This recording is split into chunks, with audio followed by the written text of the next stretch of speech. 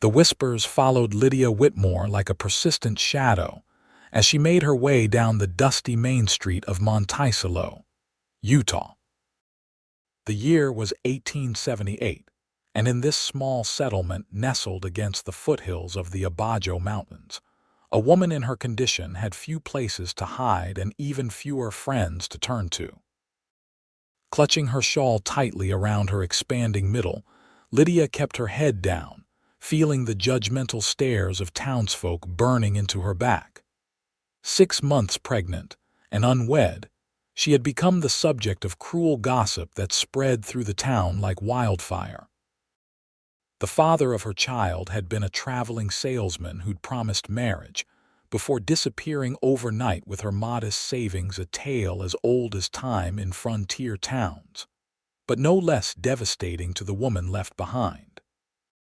Lydia hurried toward the general store, hoping to purchase supplies quickly and return to her small cabin on the outskirts of town before the afternoon crowd gathered. At 22, she had come to Monticello 2 years prior, seeking work as a schoolteacher after the death of her parents in Illinois. Now, her position lost due to her moral indiscretion, as the school board had called it, she survived by taking in mending and laundry from those few townspeople who would still give her work. The bell above the door jangled as she entered Hargrove's general store. Mr. Hargrove, a portly man with spectacles perched on his nose, barely acknowledged her presence. His wife, however, made a point of whispering loudly to another customer. There she is, brazen as can be, parading around in her condition without a hint of shame. Lydia's cheeks burned, but she kept her focus on her short list of necessities. She couldn't afford pride, what little money she had needed to stretch until the baby came. As she reached for a small sack of flour on an upper shelf, her shawl slipped, revealing the curve of her belly. A gasp from nearby made her fumble, and the flour tumbled from the shelf. Before it could hit the floor, a strong hand caught it mid-air. "Allow me, madam," came a deep voice, calm and steady as a mountain stream.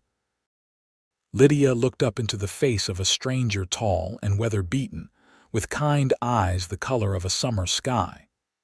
His dark blonde hair fell in waves to his collar, and several days' worth of stubble shadowed his jaw. The stranger wore the practical garb of a working cowboy, dusty boots, worn denim, and a faded blue shirt beneath a leather vest. A wide-brimmed hat hung from a cord on his back. "Thank you," Lydia murmured, accepting the flour while trying to readjust her shawl. "No trouble at all," he replied, tipping his hat slightly. "Kellen Vance at your service." Their exchange was interrupted by Mrs. Hargrove's continued commentary, now loud enough for everyone in the store to hear. "Well, I never. She's even trying to catch the eye of newcomers now. Some women have no decency." Lydia's eyes filled with tears as she turned away, intending to flee the store without her purchases. But the cowboy Kellen stepped between her and the door, his broad shoulders shielding her from the prying eyes of the other customers. "Madam," he called to Mrs.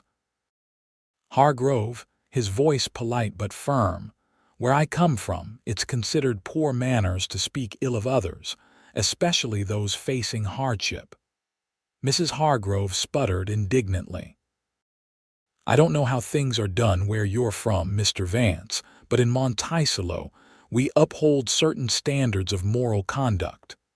Kellen's smile never wavered, though his eyes hardened slightly.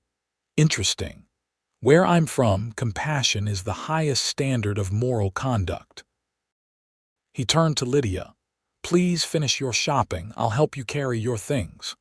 "You don't need to do that," Lydia whispered, mortified by the scene. "I insist," he replied quietly.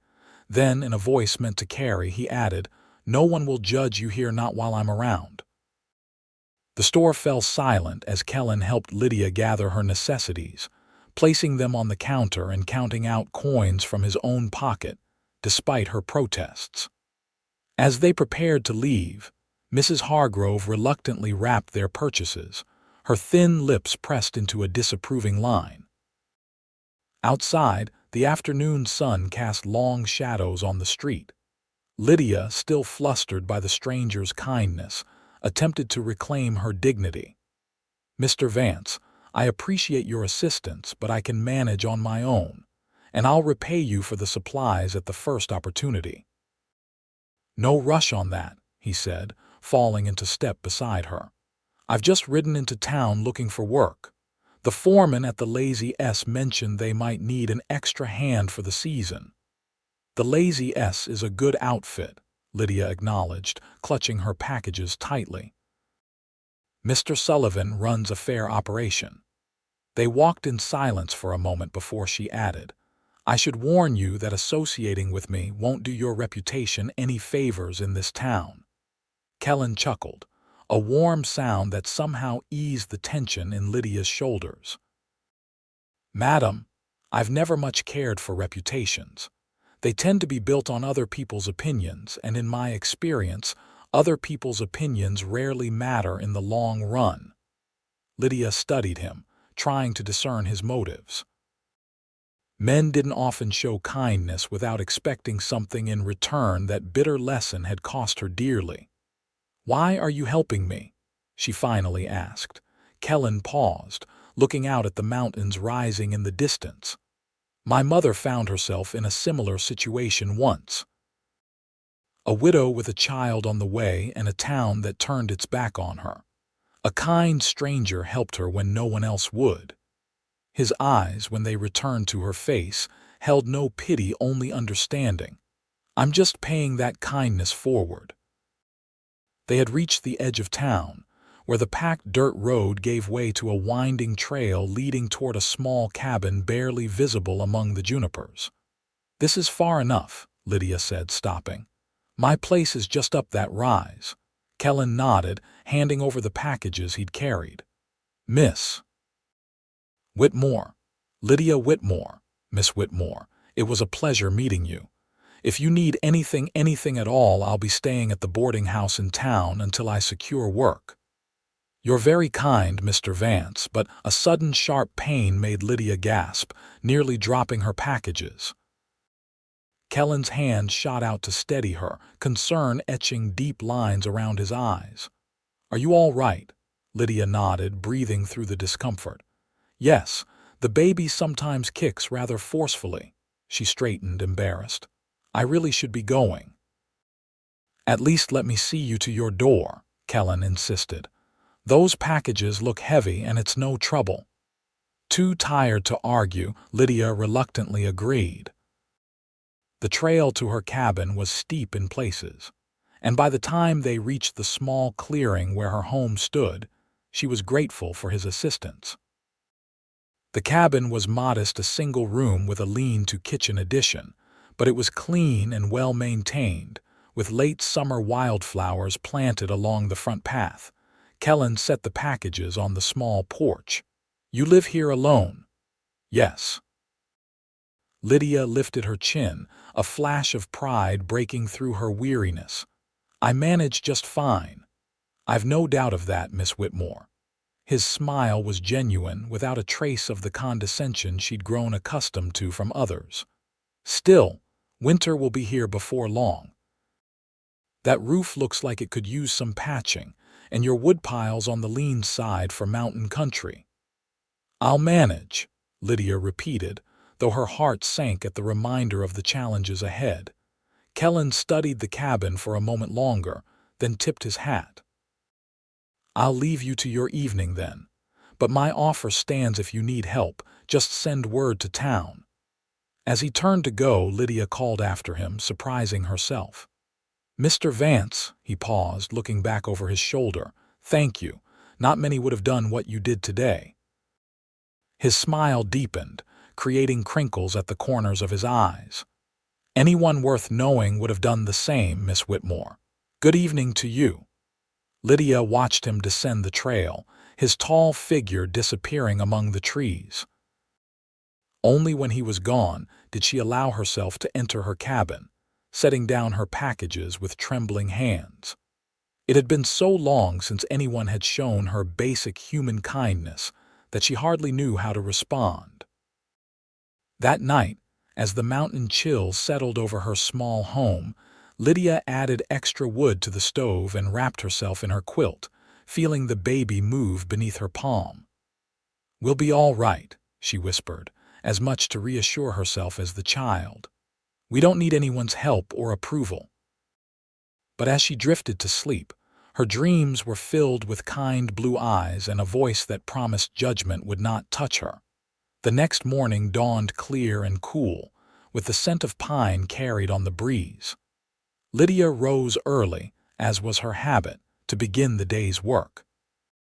She had laundry to wash for the doctor's family, one of the few in town who still employed her services, though his wife insisted that the clothes be delivered to the back door. After a simple breakfast, Lydia gathered her washing supplies and headed to the creek that ran behind her property. The water was cold but clear, perfect for laundering the fine linens and shirts she'd been entrusted with. As she worked, scrubbing fabric against the washboard, she found herself humming softly a habit from happier days that had lately been absent. The sound of hoofbeats interrupted her work. Looking up, Lydia was startled to see Kellen Vance approaching, leading a dappled gray horse laden with supplies. "Good morning, Miss Whitmore," he called, dismounting with ease. "Hope I'm not intruding." Lydia straightened, pushing a strand of auburn hair from her face with a damp forearm. "Mr. Vance, what brings you here?" He gestured to the items strapped to his horse. "I spoke with Mr. Sullivan at the Lazy S yesterday evening. I start work tomorrow, but he gave me today to get settled." Kellen patted a bundle of wooden shingles. "Thought I might take a look at that roof of yours, if you'd allow it." Lydia's pride warred with practicality. The leak in her roof had worsened with each passing rain, and she knew she couldn't manage the repair herself in her condition. "I can't pay you," she said finally. "Not asking to be paid," he replied easily, "just being neighborly." "We're not neighbors, Mr. Vance." "Well now, that depends on how you define it. We're both under the same sky, aren't we?" His smile was disarming.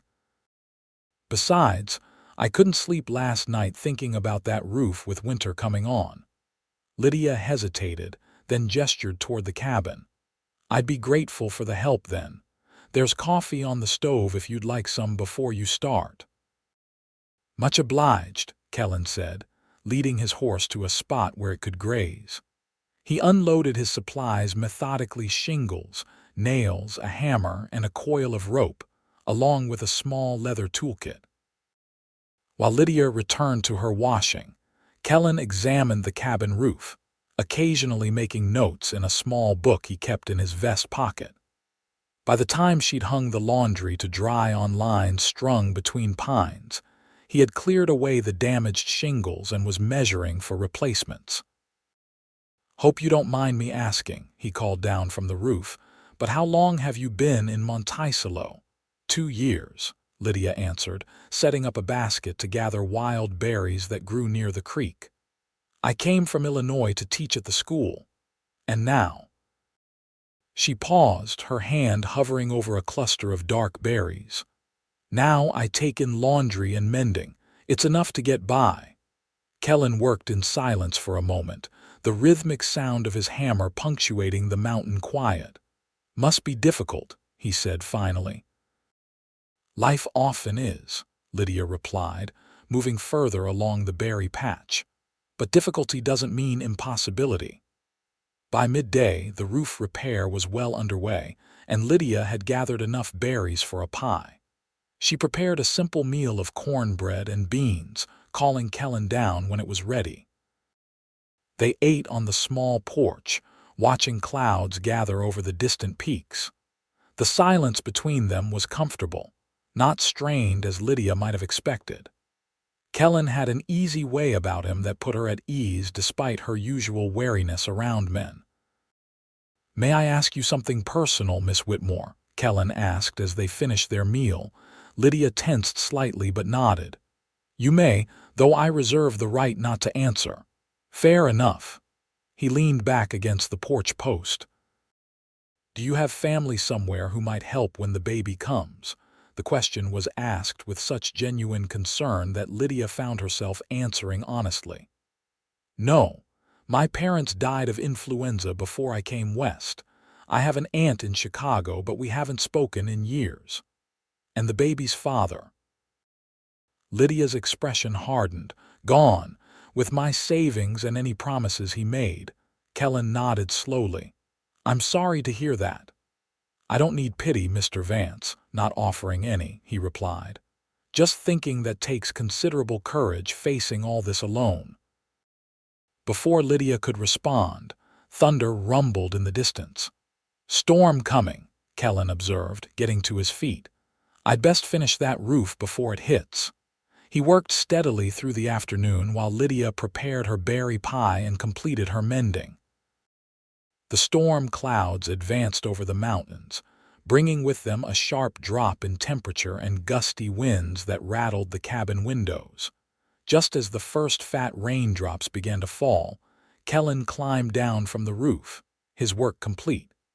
He quickly gathered his tools as the rain intensified. You're welcome to wait out the storm inside, Lydia offered, raising her voice over the downpour. Kellen hesitated, glancing at his horse, which was growing restless in the worsening weather. Much appreciated, he said, securing his tools and leading the horse to the small lean-to beside the cabin that served as a woodshed. Inside, the cabin felt suddenly smaller with Kellen's tall frame filling the space. He removed his hat, running a hand through his hair as water dripped onto the floor.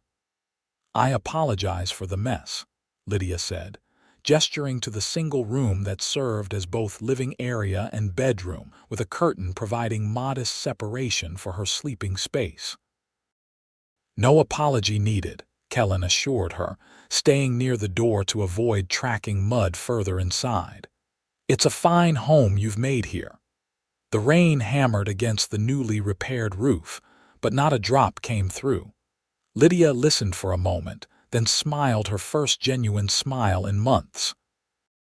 Thank you for fixing the roof, she said, moving to stoke the fire in the small stove. It would have been a miserable night otherwise. Happy to help, Kellen replied, watching as she moved about the cabin with practiced efficiency despite her advancing pregnancy. That pie smells mighty fine. It's the least I could offer in return for your work, Lydia said, cutting him a generous slice. Please sit. They shared the pie at her small table as the storm raged outside. Conversation flowed more easily than Lydia expected, with Kellen telling stories of his travels across the Western Territories, from the plains of Kansas to the mountains of Colorado, working cattle drives and odd jobs along the way. What brought you to Utah? Lydia asked, curious about this man who seemed so at ease with himself and the world. Kellen's expression grew thoughtful. I've been wandering for some years now, never staying in one place too long. But I'm getting older, 32 this winter, and lately I've been thinking it might be time to put down some roots. And you chose Monticello. Lydia couldn't keep the surprise from her voice. It's hardly the most welcoming of places. Every place has its flaws, Kellen acknowledged. But there's good land here, honest work, and the mountains. He gestured toward the window where rain streamed down the glass. I've always found peace in mountains. Lightning flashed, illuminating the cabin in stark white light, followed by a crack of thunder that seemed to shake the very ground. Lydia jumped slightly, her hand instinctively moving to her belly. Sounds like that one hit close, Kellen observed, rising to peer out the window. This storm isn't letting up any time soon. He turned back to Lydia, his expression concerned. I should probably head back to town before the trail washes out completely. In this weather, you'll catch your death, Lydia protested. The woodshed has a sound roof. Your horse will be fine until morning. I wouldn't want to impose or cause talk in town." Kellen let the implication hang in the air. Lydia gave a bitter laugh. "Mr. Vance, my reputation in Monticello is already in tatters. One more scandal hardly matters." She gestured to the small settee near the stove. "You're welcome to sleep there. It's not much, but it's dry." After a moment's hesitation, Kellen nodded. "Thank you. I accept your hospitality." As night fell, the storm continued unabated, wind howling around the cabin eaves and rain drumming on the roof. Lydia prepared a makeshift bed on the settee with spare blankets, then retired behind her curtain, leaving Kellen to settle in for the night. Sleep eluded her as she lay listening to the storm and the occasional creak of the settee as Kellen shifted his tall frame in the confined space. His presence in her home, the first man to cross her threshold since she discovered her pregnancy, should have made her nervous. Instead, she felt oddly secure, as though the fierce judgment of the town couldn't touch her within these walls. "Mr. Vance," she called softly, unsure if he was still awake. "Yes, Miss Whitmore," came his immediate reply. "I just wanted to thank you again, not just for the roof, but for yesterday at the store. It's been a long while since anyone stood up for me." The settee creaked as Kellen sat up. "No one deserves to be treated that way, especially not someone facing challenges alone." Lydia was silent for a moment. "The baby is due in December," she finally said. "I'm not sure what I'll do when the time comes." "You mentioned the doctor still takes your laundry," Kellen said. "Would he attend the birth?" "Dr. Parsons is a good man, despite his wife's opinions." "He's promised to help when the time comes." Lydia sighed. "It's the after that worries me. Winter in these mountains is harsh, and with a newborn." "One day at a time, Miss Whitmore." Kellen's voice was gentle in the darkness. "That's all any of us can do." The storm eventually subsided, giving way to the deep silence of a mountain night.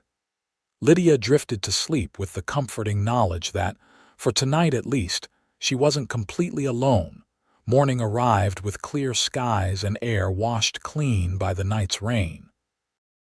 Lydia woke to the sound of chopping wood and the scent of coffee already brewing on the stove. Dressing quickly, she emerged from behind her curtain to find the cabin empty but the door ajar. Outside, Kellen was splitting logs with practiced efficiency, adding to her meager woodpile. He'd already doubled its size, the newly cut wood stacked neatly against the side of the cabin. "You didn't have to do that," Lydia said, stepping onto the porch. Kellen paused, wiping sweat from his brow despite the cool morning air. "Thought I'd make myself useful before heading to the Lazy S." He gestured to the pile. "Should see you through at least part of the winter." "You've done more than enough already," Lydia protested, though gratitude welled within her. "Happy to help," Kellen replied, setting down the axe. "I've made coffee if you'd like some." They shared a simple breakfast of leftover cornbread and coffee before Kellen prepared to leave, saddling his horse and securing his tools. "Mr. Sullivan expects me by noon," he explained, mounting up. "But I'll stop by to check on that roof when I can make sure my work holds up." "That's really not necessary," Lydia said, standing in her doorway. Kellen settled his hat on his head, studying her for a moment. "Maybe not necessary, but I'd like to all the same if you don't mind the company." Lydia hesitated, caught between her need for self-sufficiency and the unexpected comfort of having someone care about her welfare. "I suppose I wouldn't mind," she admitted finally. "Good." Kellen's smile brightened his tanned face. "Until then, Miss Whitmore."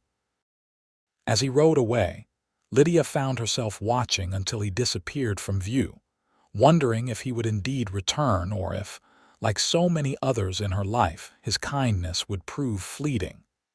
The following weeks brought a gradual shift in Lydia's solitary routine. True to his word, Kellen visited when his work at the Lazy S permitted, usually bringing small gifts, a sack of flour, a jar of honey from the ranch's hives, or occasionally a book borrowed from Mr. Sullivan's library. Each visit left the cabin more prepared for winter. Firewood stacked higher, the chicken coop reinforced against predators, a new latch installed on the door. Kellen worked without fanfare or expectation, his quiet competence a balm to Lydia's wounded pride. He never made her feel like a charity case, instead treating their arrangement as a natural friendship between neighbors. October painted the mountains in vibrant hues of gold and crimson, and Lydia's pregnancy advanced to its final stages. Her condition made housework increasingly difficult, and the paid mending that sustained her became harder to complete with swollen fingers and an aching back. Still, she persisted, determined to maintain her independence for as long as possible. One crisp afternoon, as Lydia struggled to hang laundry with her unwieldy belly making the task nearly impossible, the sound of wagon wheels drew her attention. Kellen appeared, driving a small buckboard loaded with supplies. "Afternoon, Miss Whitmore," he called, setting the brake and jumping down. "Thought you might need some help with that." Without waiting for permission, he began hanging the damp clothes on the line, his height making the task effortless. "Mr. Sullivan gave you the day off?" Lydia asked, reluctantly relinquishing the laundry basket. "Actually, I've been promoted to foreman," Kellen replied, a hint of pride in his voice. "The previous man decided to move on to Arizona territory. Mr. Sullivan said he values reliability over seniority, so the job fell to me." "Congratulations," Lydia said sincerely. "That's quite an achievement after only a month." Kellen shrugged, though his pleased expression remained. "It means more responsibility but also better quarters and higher wages." He finished with the laundry and turned to face her. "Which brings me to my purpose in coming today, besides helping with your chores." "Oh," Lydia raised an eyebrow, suddenly wary. "The ranch has a small cabin that's standing empty used to belong to the previous foreman. It's closer to town than your place, and considerably more substantial." Kellen looked slightly nervous, unusual for his typically confident demeanor. "I thought. That is, Mr. Sullivan agreed. It might be a better place for you and the baby this winter." Lydia stared at him, stunned by the offer. "You want me to move to the Lazy S?" "The cabin is separate from the main ranch buildings," Kellen hastened to explain. "It would still be your own place, but you'd have neighbors nearby if you needed help when the baby comes." He gestured to her isolated homestead. "Out here, if something went wrong in a winter storm." He didn't need to finish the thought. Lydia had lain awake many nights worrying about that very scenario going into labor during a blizzard, unable to reach town or summon the doctor. "That's very thoughtful, but I couldn't possibly accept." "Before you refuse," Kellen interrupted gently, "please know that the cabin would otherwise sit empty all winter. And Mr. Sullivan mentioned that his wife has been looking for someone to help with mending and household sewing. It would be an arrangement beneficial to all parties." Lydia placed a protective hand on her belly, feeling the baby shift beneath her palm. Pride was one thing, but risking her child's welfare was another matter entirely. "I would need to see this cabin before making any decision," she said finally. Relief washed over Kellen's features. "Of course. That's why I brought the wagon. Thought you might come back with me today to have a look." The trip to the Lazy S took nearly an hour, the wagon moving at a careful pace over the rough mountain roads. As they traveled, Kellen pointed out landmarks and shared stories of his first weeks on the ranch, his easy conversation helping to distract Lydia from both the uncomfortable ride and her growing apprehension. The Lazy S sprawled across a fertile valley, its main house and outbuildings clustered near a creek that fed lush pastureland. Several cowboys were visible in the distance, moving cattle toward winter grazing areas, while smoke rose from the cookhouse chimney. It was a prosperous operation, well-maintained and substantial. Rather than approaching the main buildings, Kellen directed the wagon along a side trail that led to a stand of cottonwoods. Nestled among the trees stood a sturdy log cabin, smoke already curling from its chimney. "I came out earlier and started a fire to warm it up," Kellen explained as he helped Lydia down from the wagon. "It's been vacant a few weeks, but everything's in good repair." The cabin was indeed substantial, larger than Lydia's current home, with a proper bedroom separated from the main living area, a stone fireplace, and windows fitted with glass rather than oiled paper. Someone had recently swept the floors and dusted the sparse furnishings. A table with 4 chairs, a rocking chair by the hearth, a bed frame in the bedroom that only needed a mattress. "The Sullivans have extra bedding and kitchen items they're happy to provide," Kellen said, watching Lydia's face as she explored. "And there's a good root cellar out back, already stocked with preserves and potatoes." Lydia ran her hand along the smooth, planed surface of the table, trying to imagine herself living here closer to town and potential help, but also closer to the judgment she'd fled to her remote cabin to escape. "The people in town," she began hesitantly. "They'd know I was here." Kellen's expression softened with understanding. "The Lazy S is Mr. Sullivan's property, and he makes the rules here. He doesn't hold with gossip or cruelty, especially not toward women and children." He stepped closer, his voice gentle but firm. "No one will judge you here, Lydia. Not if Sullivan has any say in it, and certainly not if I have any say." It was the first time he had used her given name, and the sound of it in his deep voice sent an unexpected warmth through her chest. "You've done so much for me already," Lydia said, meeting his gaze. "Why?" Kellen considered her question seriously. "At first, it was simple human decency, the kind my mother raised me to show to others in need." He moved to the window, looking out at the mountains turning golden in the late afternoon light. "But now I do it because I care what happens to you. To both of you," he added, glancing at her belly.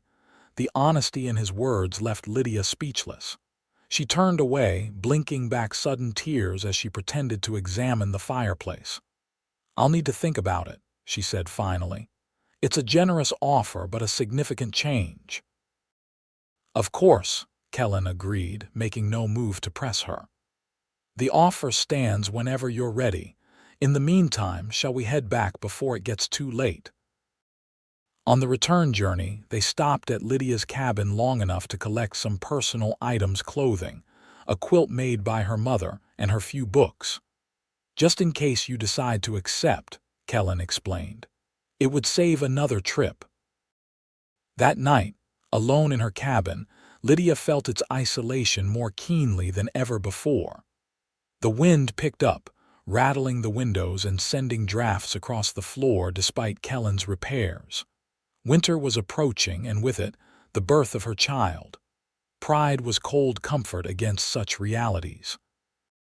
3 days later, Lydia found herself settled in the cabin at the Lazy S, her few possessions arranged to make the space feel like home.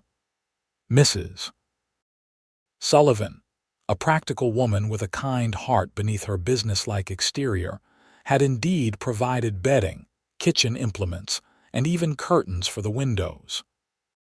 She had also confirmed her need for someone skilled with a needle, offering Lydia steady work that could be done from home while caring for a newborn. The transition wasn't without its challenges. Though the ranch hands were respectful under Mr. Sullivan's watchful eye, Lydia felt their curious glances when she ventured out to hang laundry or draw water from the well. Trips into town were still exercises in enduring whispers and sidelong looks, though having the Sullivan name as a shield offered some protection. Kellen, now occupied with his foreman duties, still made time to visit her cabin every evening, often bringing his dinner to share as they talked. Their friendship deepened with each conversation, revealing shared values and complementary perspectives despite their different backgrounds. One evening in early November, as the first snow dusted the mountain peaks, Kellen arrived with a special delivery, a cradle, handcrafted from pine, its edges sanded smooth and its rockers perfectly balanced. "I made it during evenings," he explained, somewhat shyly, as he set it near the hearth. "Thought the little one might need a proper place to sleep." Lydia ran her fingers over the polished wood, speechless with emotion. No one had acknowledged her coming child as a blessing, a human being worthy of preparation and care. Even Dr. Parsons, for all his professional courtesy, treated her condition as a medical matter rather than a life-changing event. "It's beautiful," she whispered, tears spilling down her cheeks. "Thank you, Kellen." He stepped closer, his hand hovering uncertainly before gently wiping away a tear with his thumb. "Lydia," he said softly, "I know your past experience has given you reason to be wary, but I want you to know that my intentions toward you are honorable." Lydia looked up at him, searching his face for any sign of deception but finding only earnest sincerity. "What exactly are your intentions?" she asked, her voice barely audible. "To care for you if you'll let me. To be there for you and the child, not out of obligation or pity but because." He paused, seeming to gather his courage. "Because these past weeks have shown me what kind of woman you are: strong, resilient, kind despite everything you've endured. The kind of woman a man would be fortunate to build a life with." Lydia's heart thundered in her chest, hope and fear warring within her. "You hardly know me," she protested weakly. "I know enough," Kellen replied. "I know you face each day with courage, that you value honesty and hard work, that you laugh at my terrible jokes even when they don't deserve it." His smile was tender. "I'm not asking for promises now, only that you might consider allowing me to court you properly, once the baby comes and you've had time to adjust." Before Lydia could respond, a sharp pain seized her abdomen, causing her to gasp and clutch the edge of the table for support. "Lydia," Kellen's smile vanished, replaced by concern. "What's wrong?" "I'm not sure," she managed, breathing through the pain. "It's too early for the baby, but—" Another wave hit, stronger than the first, making her knees buckle. Kellen caught her before she could fall, lifting her effortlessly and carrying her to the bed. "I'm getting Dr. Parsons," he said firmly, his face tight with worry. "Will you be all right for a few minutes alone?" Lydia nodded, though fear gripped her as tightly as the pain. "Please hurry." The next hours passed in a blur of pain and fear. Kellen returned with the doctor, who confirmed that the baby was indeed coming nearly a month early, but determined to make its entrance into the world. Mrs. Sullivan arrived shortly after, bringing clean linens and her practical experience of childbirth to supplement the doctor's medical knowledge. Kellen was banished to the main house, where he paced the length of the Sullivans' parlor for hours, deaf to Mr. Sullivan's reassurances. When dawn broke, he was still there, haggard from worry and lack of sleep. It was mid-morning when Mrs. Sullivan finally appeared at the door, her face tired but smiling. "You can come now," she said simply. "They're both waiting for you." Kellen nearly ran the distance to Lydia's cabin, his heart pounding with anticipation and lingering fear. At the door, he forced himself to pause, to knock gently before entering. The scene that greeted him stole his breath away. Lydia, pale but radiant, sat propped against pillows in the bed, her auburn hair loose around her shoulders. In her arms, wrapped in a soft blanket, lay a tiny infant with a shock of dark hair. "Kellen," Lydia smiled tiredly. "Come meet Thomas Henry Whitmore." Moving as if in a dream, Kellen approached the bedside, gazing down at the small, perfect face of the newborn. "He's beautiful," he whispered, his voice rough with emotion. "Would you like to hold him?" Lydia asked. Carefully, reverently, Kellen accepted the tiny bundle, cradling the baby with hands that suddenly seemed too large and rough for such a delicate task. Thomas squirmed slightly, then settled, his eyes still the unfocused blue of all newborns briefly opening before closing again in sleep. "Hello, Thomas," Kellen murmured. "You've got quite a mother, you know that. Bravest woman I've ever met." Lydia watched them together, her heart so full it seemed impossible to contain the feeling. "He came early, but Dr. Parsons says he's strong and healthy." "Like his mother," Kellen said, carefully returning the baby to Lydia's arms. He sat on the edge of the bed, his eyes never leaving her face. "You scared me half to death, you know." "I scared myself," Lydia admitted. "But we're both fine now, thanks to you getting the doctor so quickly." They sat in companionable silence for a moment, watching the baby sleep. Finally, Kellen spoke, his voice quiet but clear. "About what I was saying before about courting you properly, yes," Lydia interrupted softly. "Yes," Kellen repeated, uncertain. "Yes, I would consider allowing you to court me." A smile played at the corners of her mouth. "In fact, I'd welcome it." The joy that spread across Kellen's face was like sunrise breaking over the mountains. He took her free hand in his, raising it to his lips in a gesture of tender reverence. "Then I'm the luckiest man in Utah territory." As winter settled over the mountains, blanketing the lazy S in snow, life in the small cabin fell into a new rhythm. Thomas grew stronger each day, his lusty cries and alert eyes belying his early arrival. Lydia recovered her strength gradually, aided by Mrs. Sullivan's practical help and the baskets of food that appeared regularly on her doorstep, courtesy of the ranch cook, who had taken a shine to the little feller. Kellen divided his time between his foreman duties and his courtship of Lydia, bringing small gifts when he visited a ribbon for her hair, a wooden toy he'd carved for Thomas, wildflower honey from a hidden meadow. More precious than these tokens were the hours he spent simply being present, holding the baby so Lydia could rest, reading aloud while she sewed, discussing books and sharing stories of their lives before Monticello. December gave way to January, and January to February. The gossip in town gradually shifted to newer scandals, though Lydia still felt occasional stares when she ventured into Hargrove's store. The difference now was that she no longer walked alone. Kellen was often at her side, his quiet presence a shield against judgment.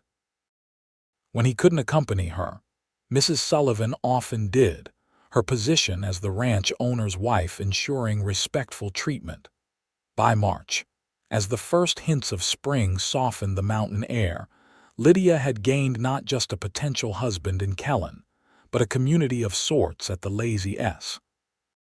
The ranch hands tipped their hats respectfully when they passed her cabin, and more than once she'd looked up from hanging laundry to find a stack of firewood that hadn't been there earlier.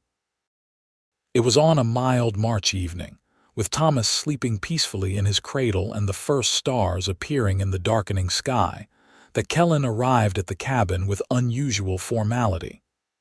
He wore his best shirt, his hair neatly combed, and carried a small package wrapped in brown paper. "Lydia," he began, after they'd settled by the fire with cups of coffee, "these past months have been the happiest of my life." "Mine too," she admitted, setting aside her mending to give him her full attention. "I've done my best to court you properly, to show you the respect and admiration you deserve."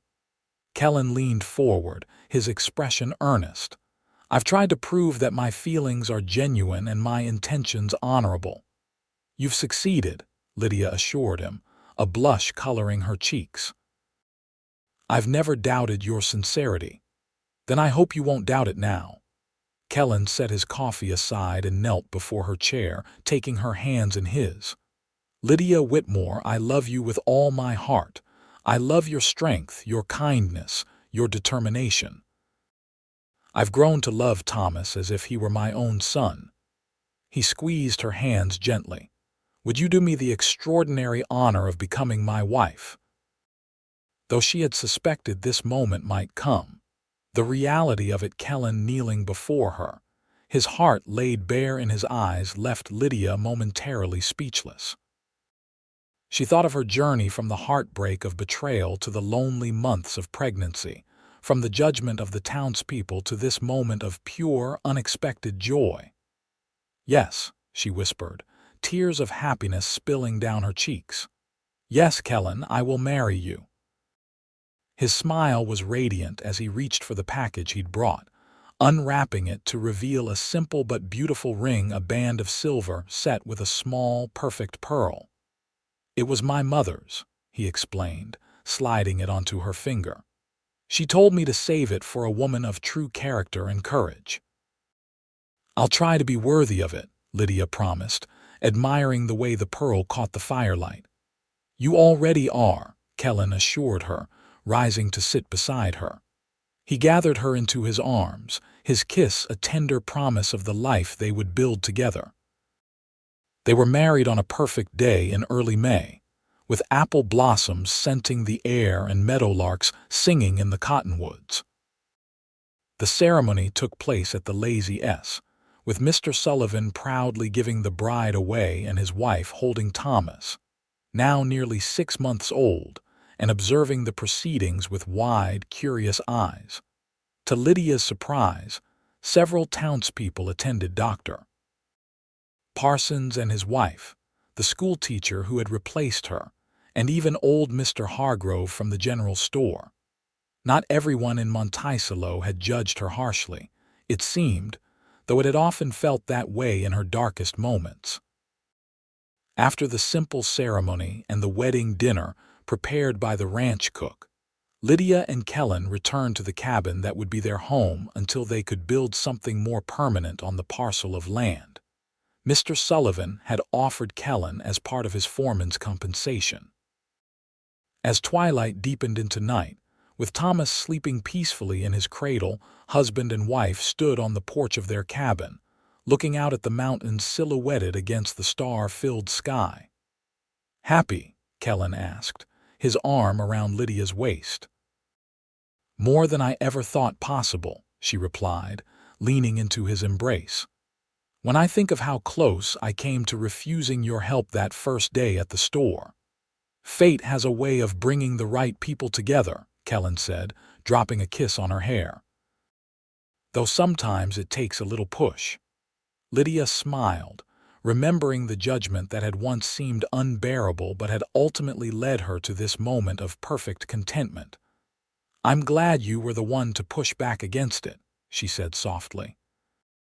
"That day when you said no one would judge me here, it was the first time in months that I felt like a person worthy of basic dignity." "You have always been worthy," Kellen said firmly. "The worth was in you all along, not in other people's opinions." They stood in comfortable silence for a while, listening to the night sounds of the ranch, distant cattle lowing, the soft nickering of horses in the stable, the rustle of wind through cottonwood leaves. This place that had once seemed strange to Lydia now felt like home, not just because of the cabin they shared, but because of the man beside her and the community that had, against all odds, embraced her and her son. "What are you thinking?" Kellen asked, noting her thoughtful expression. "I was thinking about Thomas, about the life he'll have here," Lydia replied. "When I first realized I was pregnant, I was so afraid not just of raising a child alone, but of how he would be treated because of the circumstances of his birth." "He'll be raised with love and respect," Kellen assured her. "And if anyone ever suggests otherwise, they'll answer to me." Lydia turned in his arms to face him, her expression serious. "I want him to know that you chose us, that you saw value in us when others didn't." That matters more than any judgment we might have faced. I'll make sure he knows, Kellen promised, his voice rough with emotion. But I also want him to understand that I'm the fortunate one in this arrangement to have found a family when I'd given up hope of ever having one. They sealed this pact with a kiss, tender yet passionate, a promise of the years to come. As spring gave way to summer and summer to fall, the small family settled into the rhythm of ranch life. Kellen proved to be a natural father, teaching Thomas to crawl and then to walk with infinite patience. Lydia watched them together, her serious, capable husband down on all fours, encouraging her son's first wobbly steps, and felt her heart might burst with happiness. Their new home took shape on a rise overlooking a bend in the creek, a sturdy two-story structure built with the help of the ranch hands and neighbors from surrounding homesteads. It would be ready before winter, Kellen promised, with plenty of room for their growing family. The idea no longer frightened Lydia as it once might have. She had found her place here not just as Kellen's wife and Thomas's mother, but as herself. A woman of strength and resilience who had overcome judgment to build a life of meaning and joy.